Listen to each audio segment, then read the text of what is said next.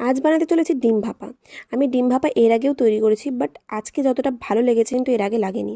তার কারণটাই হলো এই ডিমটাকে আমি অর্ধেক করে কেটে নিয়ে তারপরে যে ভেজেছি তার জন্য। দারুণ টেস্ট লেগেছে, কারণ এর ভেতরে মশলাটা পুরোপুরি ঢুকেছিল। আমি আগে পুরো গোটা ডিম দিয়ে করেছিলাম, সেটা কিন্তু আমার একদমই ভালো লাগেনি। যাই হোক, মশলা বাটার মধ্যে ছিল পোস্ত, সর্ষে আর কাঁচা লঙ্কা। তার মধ্যে লবণ আর হলুদ গুঁড়ো দিয়ে দিলাম পেঁয়াজ।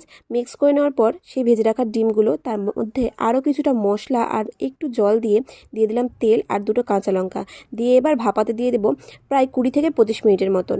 ভাপানো হয়ে গেলে এটাকে নামিয়ে একটু ঠান্ডা হতে দেবো এবং গরম গরম ভাতের সঙ্গে পরিবেশন করব। তোমরাই বলো কেমন লাগলো খেতে। তোমরা কিন্তু বাড়িতে অবশ্যই ট্রাই করবে। দেখতে ভালো লাগলে শেয়ার করো, আর খেতে ভালো লাগলে অবশ্যই চ্যানেলটিকে সাবস্ক্রাইব করো। আজকের জন্য এইটুকুই। এছাড়া কোনো রেসিপি যদি তোমাদের আমাদের চ্যানেল দেখতে ইচ্ছে করে, তাহলে তোমরা অবশ্যই কমেন্টে জানিও, আমি রান্না করার চেষ্টা করব।